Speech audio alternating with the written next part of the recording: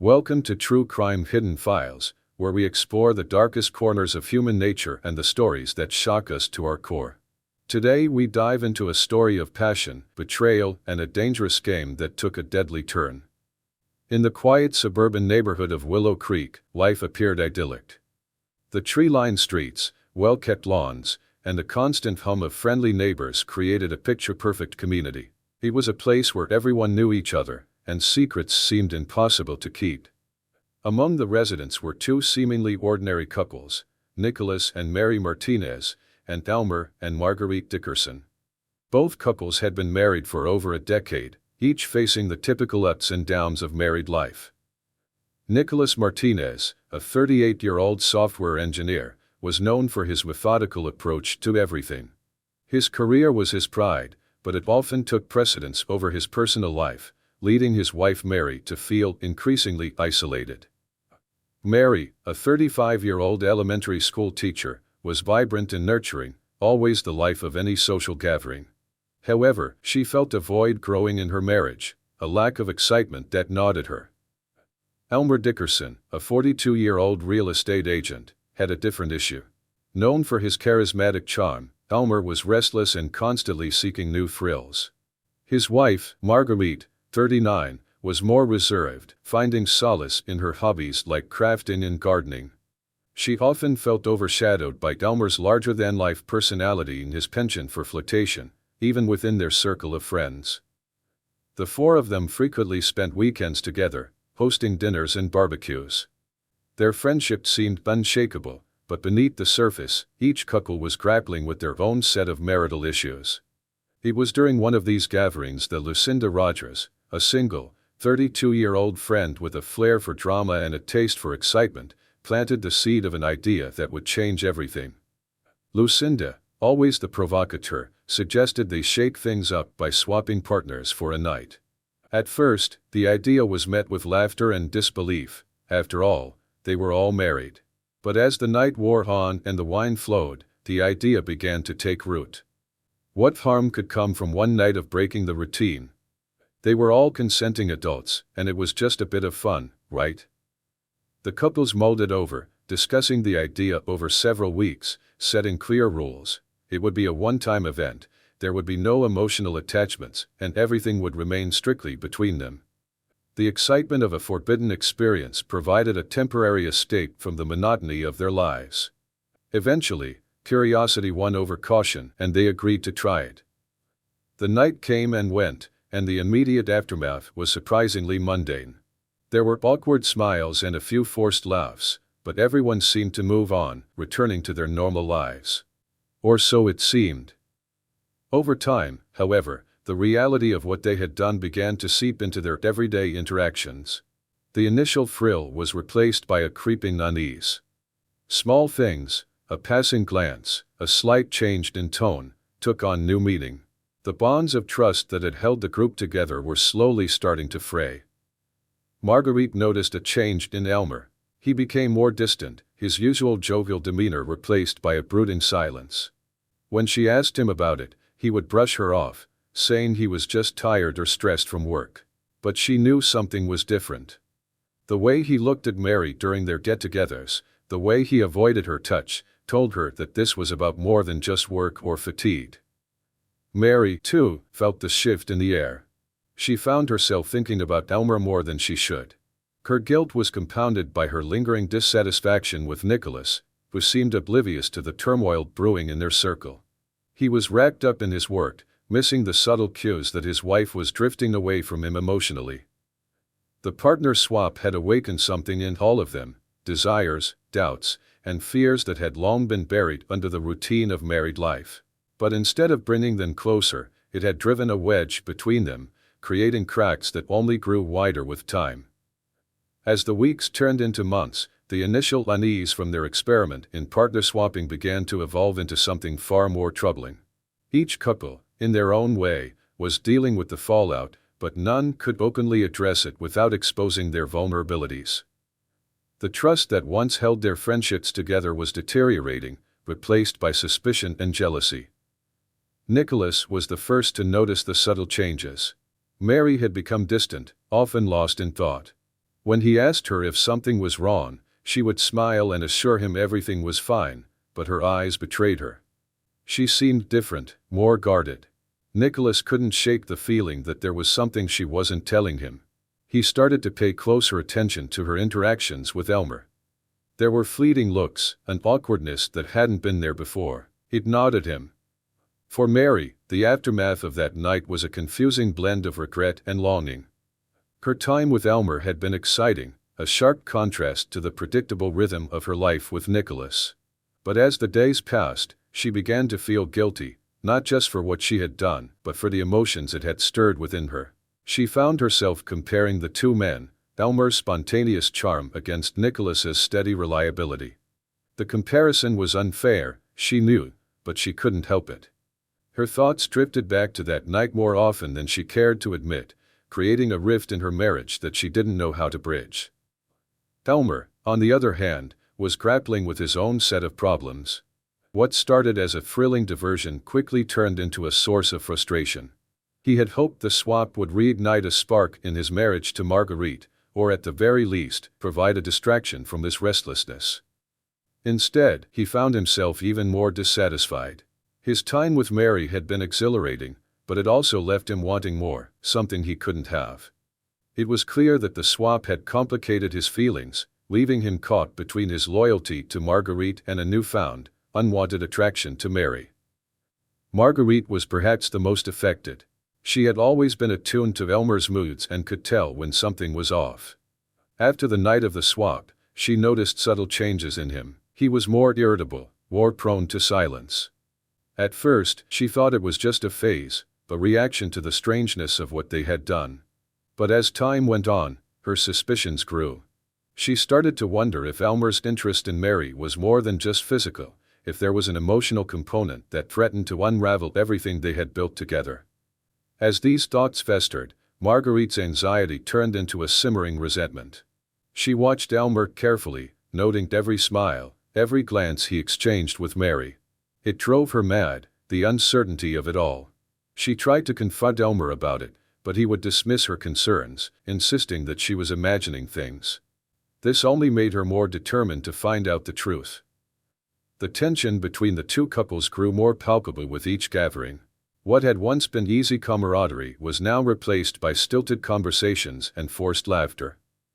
Lucinda, ever the instigator, watched with a mixture of fascination and guilt. She had been the one to suggest the swap, thinking it would be an amusing experiment. But now, she could see the cracks forming, the way the couples avoided each other's eyes, the unspoken tensions that hung heavy in the air. The situation came to a head one evening at another dinner party at the Martinez house. The air was thick with an unspoken tension, a collective awareness that something was about to give. As the evening progressed, the conversation, usually lively and light-hearted, became strained. Nicolas tried to make small talk, asking Elmer about his latest real estate deal, but his voice lacked its usual warmth. He couldn't stop glancing at Mary, searching for any sign that she was still connected to him. Mary, meanwhile, felt like she was walking on a knife's edge. Every word she spoke seemed fraught with double meanings, every glance heavy with unspoken thoughts. She was acutely aware of Elmer's presence, the way he seemed to watch her from across the room, and it made her uncomfortable. She wanted to go back to the way things were, but she knew that was impossible. They had crossed a line, and there was no going back. Elmer, sensing the rising tension, tried to lighten the mood with a joke, but it fell flat. The room was thick with unease, and everyone could feel it. Marguerite watched him carefully, her eyes narrowing with suspicion. She could see the way he looked at Mary, and it confirmed her worst fears. She felt a surge of anger, a need to confront him then and there, but she held back, unsure of how to proceed without causing a scene. Lucinda, observing the tension, felt a pang of guilt. She had wanted to stir things up, to see how far she could push her friends, but now she realized she had gone too far. The atmosphere was charged, ready to explode, and she knew it was only a matter of time before everything came crashing down. As the dinner party at the Martinez house continued, the air grew increasingly thick with tension. The earlier partner-swapping experiment, which had seemed like a harmless diversion, had left a residue of mistrust and hidden resentment among the couples. The subtle glances, the forced smiles, everything hinted at a brewing confrontation. Nicolas suggested to Elmer that they step outside for a private conversation, hoping to clear the air. Elmer, feeling cornered by the mounting suspicion, agreed reluctantly. They moved to the patio, the cool night air offering a brief respite from the heated atmosphere inside. Both men stood in uneasy silence for a moment, each waiting for the other to speak. Nicolas broke the silence, his voice strained as he questioned Elmer about his intentions with Mary. He tried to remain calm, but his frustration seeped through.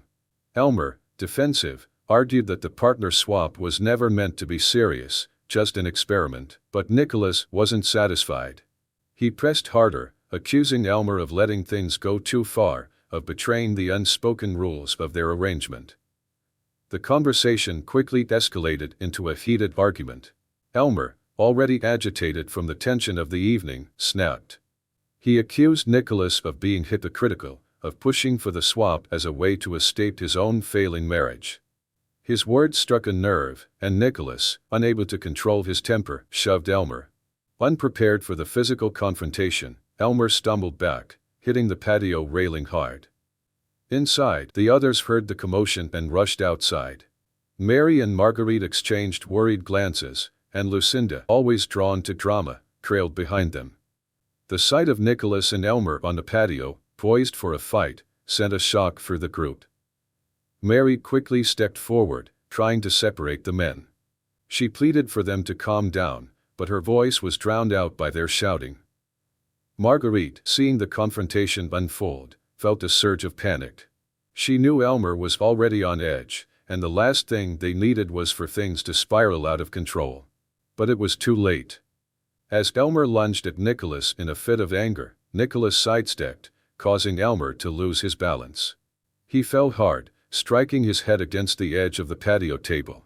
For a moment, there was a stunned silence. Elmer lay motionless on the ground, a small pool of blood beginning to form around his head. Marguerite let out a scream and rushed to Elmer's side, frantically checking for signs of life. Mary, her hands shaking, tried to pull Nicolas back, but he seemed frozen, staring at what he had done. Lucinda stood on the edge of the patio, watching the scene unfold with wide eyes. She had been the one to suggest the swap, and now it was clear that things had gone horribly wrong. The panic was palpable. Marguerite screamed at Nicolas, accusing him of killing Elmer, her voice a mixture of rage and grief. Nicolas, still in shock, stammered that it was an accident, that he hadn't meant for things to go this far. Mary tried to calm Marguerite down, but her attempts only seemed to make things worse. Suddenly, Lucinda, overwhelmed by the chaos and guilt, backed away from the group. She had been on edge the entire evening, feeling the weight of her role in stirring the pot. As she stepped back, she tripped over a loose stone on the patio, falling backward. Her head struck the sharp corner of the patio step with a sickening crack. The force of the fall left her unconscious, blood pooling rapidly beneath her head. The scene became even more chaotic. Marguerite's screams intensified as she realized what had happened to Lucinda. Mary rushed over to Lucinda's side, checking for a pulse, but there was nothing. Nicolas, his mind racing, dialed 911 with trembling hands, his voice frantic as he explained the situation to the operator. Within minutes, the sound of approaching sirens filled the night air, a stark contrast to the quiet tension that had settled over the group. The police arrived swiftly, their presence bringing a semblance of order to the chaos. Officers secured the scene, moving quickly to assess the situation. Elmer and Lucinda's bodies were covered, their deaths marked as the tragic end to a disastrous evening.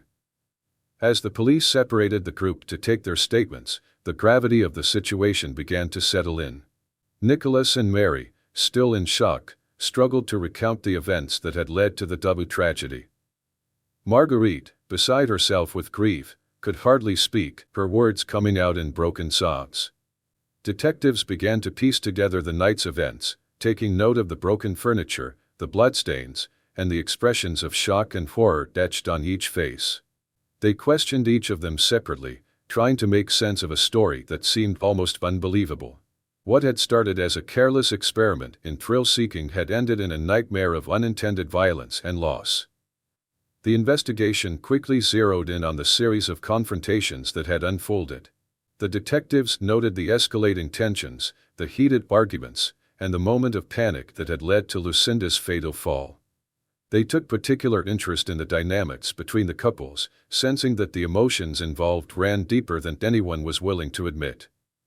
As the bodies were taken away and the crime scene tape went up, Nicolas and Mary were escorted to police cars, their wrists cuffed.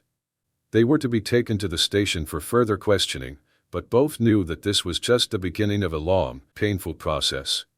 The full weight of what had happened bore down on them, a heavy, inescapable burden. The once cozy home, now a grim crime scene, was left in silence. The neighbors, who had gathered in clusters, watched in shock and disbelief as the police cars pulled away. Whispered conversations filled the air, a community left reeling from the violence that had shattered the calm facade of their neighborhood. The court case loomed ahead, a shadow of the horrors that had taken place. As Nicolas and Mary were driven away, they realized that the events of that night would haunt them forever. They would have to face the consequences of their actions, not just in a court of law, but in their own minds, as they grappled with the choices that had led to such a devastating outcome. In the end, the partner swap had done more than just complicate their relationships, it had irrevocably changed their lives, leaving behind a trail of broken trust, shattered friendships, and untimely death. Nicolas and Mary, now in handcuffs, sat in silence, each lost in their own thoughts. The shock of the evening's events had left them numb, unable to fully grasp the gravity of their situation. They were taken to the police station, where the true extent of their ordeal was just beginning. Upon arrival at the station, Nicolas and Mary were separated for individual interrogations. The detectives were determined to get a clear picture of what had occurred that night. Nicolas was led into a small, dimly lit room and seated at a metal table.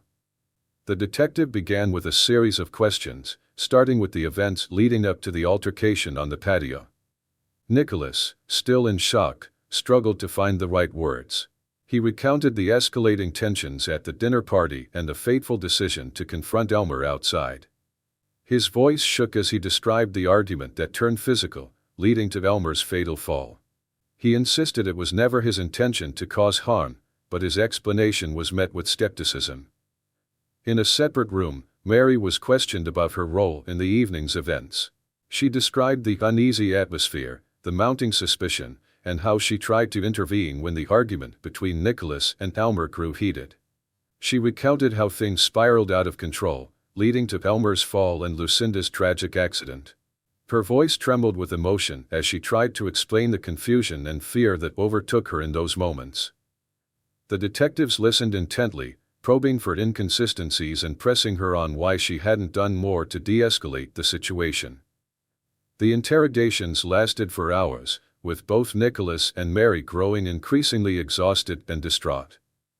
They were asked repeatedly about their relationships with Elmer and Lucinda, the events leading up to the partner swap, and the emotions that may have contributed to that night's tragedy. It became clear that the detectives were trying to build a case not only around the physical altercations but also around the psychological dynamics that had played a role in the tragic outcome. Marguerite, meanwhile, was also brought in for questioning. Though she wasn't in custody, she was clearly in a state of shock, her eyes red and swollen from hours of crying. She recounted her own version of the events, emphasizing her grief and disbelief at losing Elmer so suddenly. The detectives pressed her on the lead-up to the altercation, wanting to understand if there were any prior indications of such a violent outcome.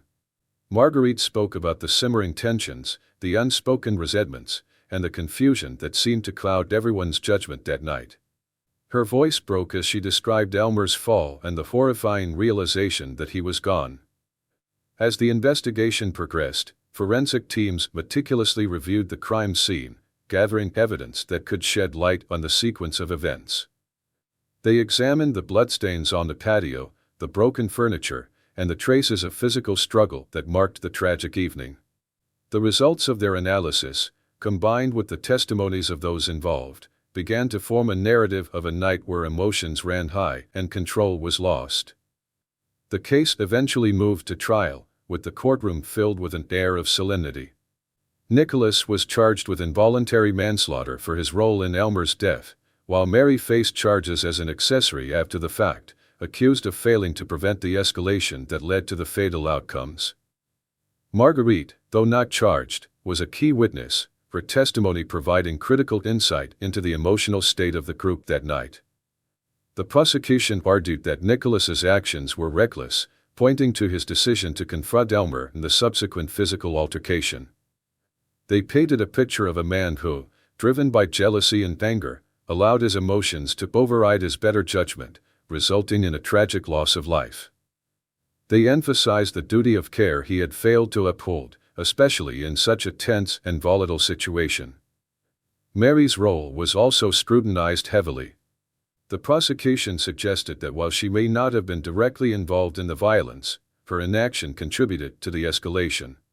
They argued that as someone present and aware of the growing tension, she had a responsibility to intervene more forcefully, to call for help sooner, or to do something that might have prevented the fatal outcome. The defense, on the other hand, focused on the chaotic nature of the night, arguing that the deaths were the result of a tragic series of accidents rather than any malicious intent.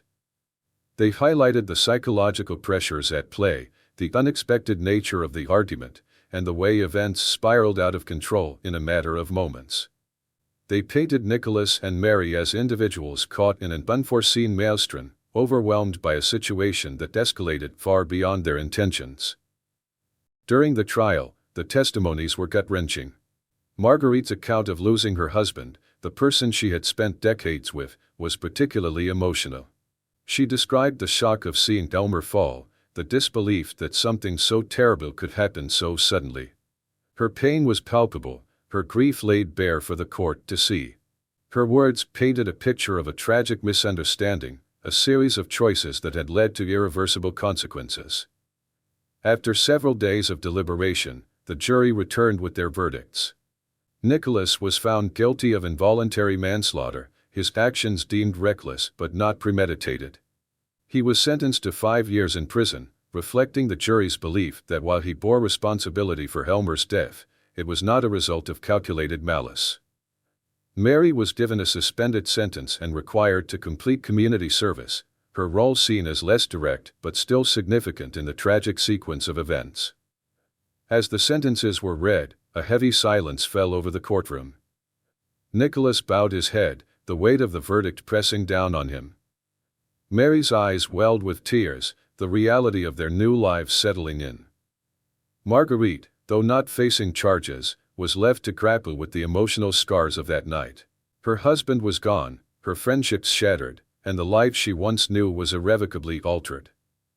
With the trial concluded, the once close-knit group faced the painful aftermath.